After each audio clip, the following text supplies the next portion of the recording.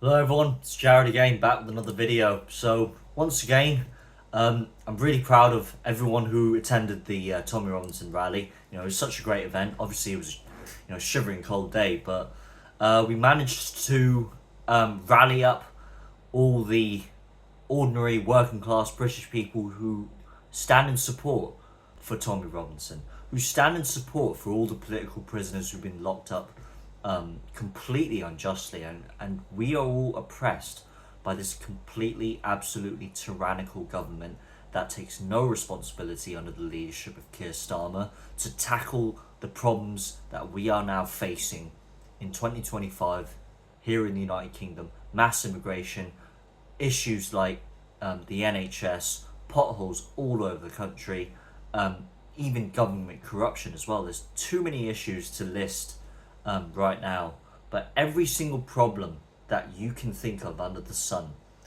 that is present here in the United Kingdom and is affecting everyday lives, including your own personal life or your family's life, your family's well-being. Well, that's what we were gathering together on the 1st of February to just connect with each other and to galvanise in solidarity for people who are suffering at the moment, who are locked up behind bars, and for us to reach common ground in regards to many, many issues that we have, as I've said. But one thing that really brought my mood down today, doing this video, is the inaccurate reporting, or even lack thereof, I would say, by the mainstream media, and in particular by GB News. So I'm going to flash this screen up at the moment. It's the first time I'm doing it, so hopefully it all goes well. But if you look on here, this webpage on GB News, they've published an article with the title saying, Tommy Robinson protest. Thousands gather in central London for United Kingdom rally as 6 arrested. This is the same title that GB News pushes, along with all the other mainstream media platforms like The Independent, The Sun, BBC News, Sky News, Channel 4, every media platform that you can think of under the sun, reports on the United Kingdom rally in this exact same way, completely scripted, with no context whatsoever.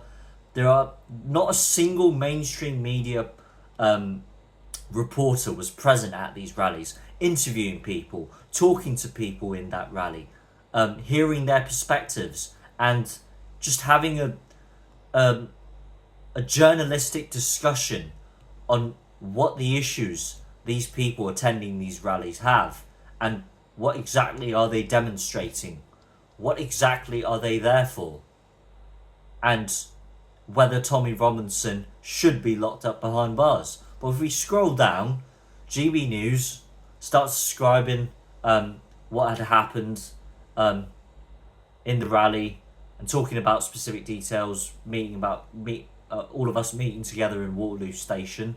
There was a counter protest, obviously, they gave details about that. Then we come down to here. It says here, on Saturday afternoon, the Metropolitan Police said 6 people were arrested following the marches. Absolutely no context, no background whatsoever, completely vague, just dodgy reporting. Not a single specific detail given. Because I guarantee you, most of these people who were arrested on the side of the counter protest. They did not belong to our group. I can guarantee you that.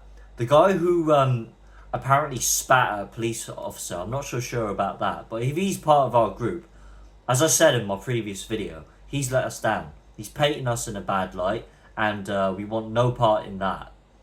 Because our movement was peaceful, our movement was non-violent, was harmonious, everyone came together in solidarity, in unison. It was all hugs, kisses and smiles. There was nothing negative about it. There was no violence, nothing kicked off, like the mainstream media likes to imply. And I also saw a YouTube video of Politics Joe. I'm not sure if any of you have heard. This media platform, they exclusively interviewed people from the Stand Up to Racism counter-protest people, and started pointing their microphones at people, letting them speak about how Tommy Robinson's a racist, an Islamophobe, a Zionist, and this and that, and and trying to convince us that we are the enemy, that we are the bad guys, that we are the ones who are the far right, are the Nazis, are the football hooligans. And they give us no platform. They give us not a single voice or a say in all of this. Completely, totally inaccurate reporting from Politics Joe, from Sky News, from BBC, and now we have GB News. Completely on the side of the mainstream media. It says here, the arrests include the incident where a flare was set off, an arrest near Waterloo after an officer was spat at, and 3 arrests in Whitehall after Stop the Isolation protesters entered the Stand Up to Racism rally area in breach of conditions. So they'll highlight the behaviour of just a very select few number of protesters from our movement entering into the counter-protest movement, the counter-protest rally, without giving any specific details, without giving any context, completely brushing all of the positivity, all of the harmony that we demonstrated on our side of the rally, completely brushing it under the carpet. This is not acceptable. Coming from a media platform like GB News, who claim to be the platform for the people. Where are your reporters, GB News, standing on there, in person, interviewing people from our rally, talking to us and asking us questions as to why we are supporting a man like Tommy Robinson? What's our perspective? What are our opinions? Why do you not talk to your people who you should be representing, who you should be lending a voice to? Ordinary British working class people. Why do you have to inaccurately report on people who simply support freedom, who are against unjust treatment, who are against tyranny, who are against authoritarianism, who are against this treacherous government who are treating us the way they are treating us right now? Shame on you, GB News. Shame on the mainstream media, because they paint us in a bad light, and this is how some people, in fact a lot of people in the UK view us lot, as Richard Tice describes, in a bad way, because they are completely being indoctrinated and manipulated by media platforms like GB News, when they should be the ones who are reporting accurately, who should be reporting the truth, because that's what journalists do. And the only one who I can commend is Michelle Dewberry.